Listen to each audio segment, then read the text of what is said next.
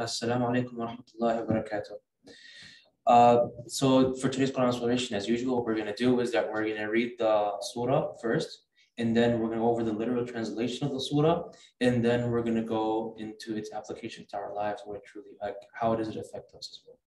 So بعد أعوذ بالله من الشيطان الرجيم بسم الله الرحمن الرحيم والعاديات ضبحا فالموريات قدحا فالمغيرات صبحا فأثرن به نقعا فوسطن به جمعا إن الإنسان لربه لكنود وإنه على ذلك لشهيد وإنه لحب الخير لشديد أفلا يعلم إذا بعثر ما في القبور وحصل ما في الصدور إن ربهم بهم يومئذ لخبير صدق الله العظيم. So the translation goes as follows: by the snorting coursers, striking sparks of fire, rushing to assault at dawn, raising a trail of dust, storming into any army. Man is surely ungrateful to his Lord, and to this he himself bears witness. And truly he is passionate in his love of wealth. Does he not know that when the contents of the graves are scattered about, and what is in the breast is brought out, that on that day their Lord will show that he is fully aware of it. So in this surah, Allah subhanahu wa ta'ala starts off by giving a description and bears witness and swears by a certain kind of event or something that people know about, which is this time around. And remember last time there was swore by the Asr, wal Asr. He swears by something that we see, something that we can see in front of us. He swears by something that exists. So he told us by the snorting coursers, striking sparks of fire. Snorting coursers here means the hooves of the horses when they're going into army, going into battle, by the loud and rampaging and footsteps of these horses running and then striking sparks of fire because they're running at a really fast pace. Their hooves and hitting with the ground and causing sparks of fire, rushing to aswa at the dawn, and storming into the armies. The reason why this example was brought, and Allah subhanahu wa ta'ala swears by this, is because at the time of the Prophet Muhammad sallallahu alaihi wasallam, that was something that was very relevant to the people there in Mecca. They were a fighting society. They fought a lot. They used to see the wars and they used to go into war. They had horses. They would see this right in front of them. But also, not only that, when you went with these horses, it represented strength. It represented, a lot of hurriedness and scatteredness. It represented a lot of chaos. So it represented so many things. And then Allah subhanahu wa ta'ala, after that, he says, man is surely ungrateful to his Lord. So he brings up this example, which are representing of strength and chaos and all this unscatteredness and just something that the people there can handle and they can see, right? Something they've seen in front of them. A lot, actually. And then he says, but they are surely ungrateful for their Lord. They have all this strength. They have all this power. They go into the armies and they attack. They cause a lot of chaos and rampage. But they are ungrateful to their Lord. And then Allah subhanahu wa ta'ala continues after that and says, and to this, he himself bears witness.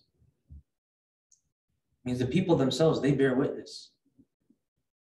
And he bears witness, the human himself knows that what? The next ayah, and truly he is passionate in love of his wealth.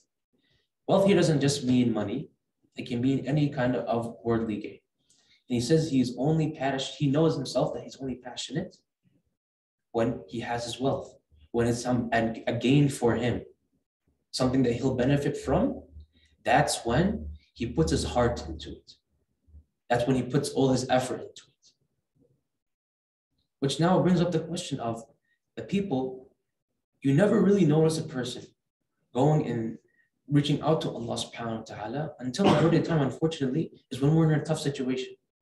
When we're in a tough situation, that's when we go and reach out to Allah subhanahu wa ta'ala.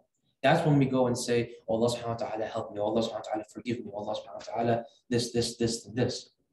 But when you are doing well, when you're affluent, you don't have many problems in your life, you forget about this wealth that Allah subhanahu wa ta'ala gave you. And that's what Allah subhanahu wa ta'ala said, you're ungrateful to his Lord. You don't remind yourself about Allah subhanahu wa ta'ala. You don't remind yourself that the only reason why you have this wealth, why you're here, why you can breathe, why you can speak, why you can do all these things in your life, is because Allah subhanahu wa ta'ala gave you the ability to do so. So then Allah subhanahu wa ta'ala continues on and he says, does he not know that when the contents of the graves are scattered about and what is in the breast is brought out, that on that day their Lord will show that he is fully aware of them. These are the last 3 ayat. He's saying that what? The contents of the graves are scattered out about. Meaning what? That's the day of judgment. All the graves will be scattered about. Everyone will, the whole world will be destroyed. Everything that we know about will be destroyed. The day of resurrection, and then everyone will be brought up and held accountable in front of Allah subhanahu wa ta'ala. Then Allah subhanahu wa ta'ala says, what is in their breasts is brought out. That means what's in their chest, the secrets that were held, what they tried to quote unquote hide from Allah subhanahu wa ta'ala. In which even on the day of judgment, your eyes will start speaking, your hands will start speaking, your legs will start speaking about every single thing that you've done. So all your secrets, everything that you kept in your heart, trying to hide it away from Allah subhanahu wa ta'ala, is going to be brought up on that day. And the last Allah subhanahu wa ta'ala says, and on that day their Lord will he show that he's fully aware, that he knows your intentions, he knows the actions that you've done. He knows what you're hiding in secret. He knows whether you're doing something for the sake of Allah subhanahu wa ta'ala. He knows whether you're grateful or not ungrateful for him. If you did any bad actions in secret, he will know about it. So then he gives a rhetorical question at the end. So are you going to continue? You know, he just said that. Are you not he's fully aware of everything that you're doing? He's fully aware that you're ungrateful.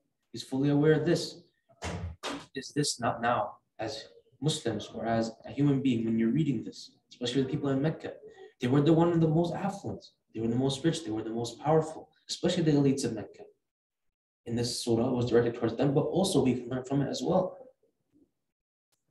Telling them that, aren't you ungrateful? Think about this. Think that any secrets that you're hiding, it's all going to be shown on the day of judgment. So fix your intentions, fix your actions, direct it towards the one where it deserves to be directed towards, which is who? Allah subhanahu wa ta'ala. Because any secrets that you're hiding is going to be brought out. So there's no use in trying to hide something and saying, well, Allah subhanahu wa ta'ala won't know. That's something Allah subhanahu wa ta'ala promised us, is that on the day of judgment, he is what? The most just. That's what justice means. Anything and everything that was done is going to be held accountable there. So the people that have the most fun in this life, but also do bad actions, or quote unquote try to hide it, Allah subhanahu wa ta'ala will give justice to them, even though it sounds weird, but that's what justice is. Things that are hidden are brought out. Every single thought and ideas and the actions that you've had, your intentions behind them, everything is going to be brought out on the day of judgment. So justice will be put on that day. Justice will be delivered. And Allah subhanahu wa ta'ala is also the most wise. He's the most knowledgeable. So he knows how to judge whether, this action is right or wrong, or what were you thinking behind it. He knows your intentions. So then what does that mean to us? It means that with every action that we do, one, we should think about it, is Allah subhanahu wa ta'ala allow me to do this action? Is it part of Islam? And by every action, I mean every single action. From the moment we wake up till the moment we go to sleep.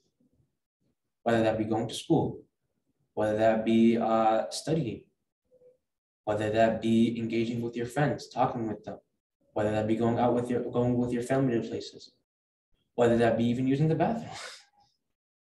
Like every single instance in your life, how you engage with financial interactions, every single part of your life linked to it. What does Islam have to say about this? And then two is Allah, am I grateful to Allah subhanahu wa ta'ala? Am I remembering what Allah subhanahu wa ta'ala wants from me? Am I grateful for Him giving me this kind of wealth? And inshallah, that idea was delivered. Are there any